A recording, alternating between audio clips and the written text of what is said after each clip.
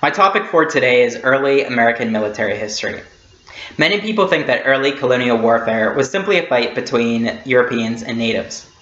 But Alan R. Millett noted the complexity of these wars. He reflected that rarely did whites fight Indians. Instead, Indians killed Indians, or whites and some Indians fought other Indians, or some whites and some Indians battled other whites and Indians. In light of this, the first book I read is A Rabble in Arms, Massachusetts Towns and Militiamen During King Philip's War by Kyle Zelner. The war lasted 16 months from 1675 till 1676, and we see whites and some Indians fighting other Indians. The war is known for atrocities committed on both sides, which resulted in thousands of deaths for both the Indians and the colonies alike. The war got started when John Sassamon, a praying Christian Indian educated at Harvard, warned of an Indian attack, but was then murdered by Indians of the Wampanoag tribe. In the war's first year, it looked as though Chief Metacom, the leader of that tribe, also known as King Philip, might win. But the next year, the tide shifted and King Philip was eventually killed by a Christian Indian. Zelner noted that the Puritans strived to maintain a peacetime militia where all men were required to serve from the ages of 16 to 60. They had to provide and maintain their own weapons, and those who could not afford to do so were provided with weapons from the colony. They also had muster or training days, and if they didn't attend, they were fined. However, Zelner found that during the early portion of the war, militia selection committees were locally controlled by towns. Accordingly, he found that most of those impressed were to be found at the tavern or jail.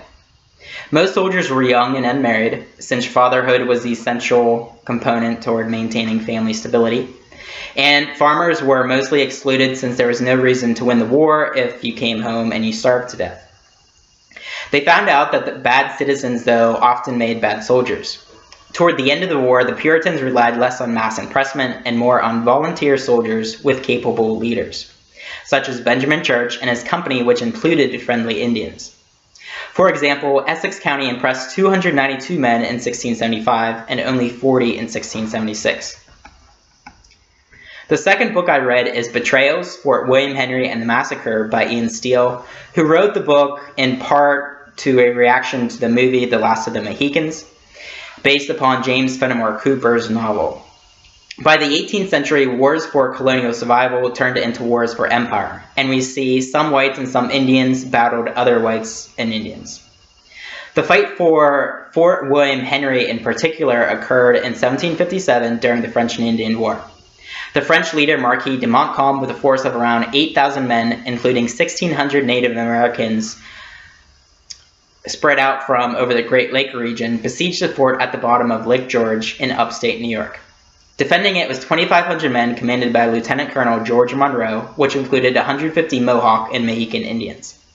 The siege lasted from August 2nd to August 9th, but Monroe was eventually forced to surrender. Montcalm was impressed by the defenses, though, and offered generous terms, which included the keeping of their weapons and flag, and they were allowed to retreat to Fort Edward under the promise, though, that they would not fight for 18 months. But when they left their defenses, they were attacked by the Indians. Steele corrects some mistakes in the movie, such there was not one Mohican survivor, as the title suggests. Monroe was not actually killed. Montcalm did not invite the Indians to attack, and the massacre was not as total as portrayed in the film. In reality, the Indians were promised loot by Montcalm, and they could not understand why he was letting their enemy leave. Indian theft led to a general attack where they targeted especially women and children, blacks, Indians, and wounded.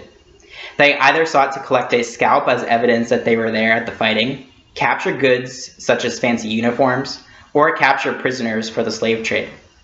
At the time, it was estimated that nearly 2,000 were killed, but Steele places the actual number at 185. Although he also notes that there were around 500 men and women captured, 300 of which could not be accounted for by January of 1758.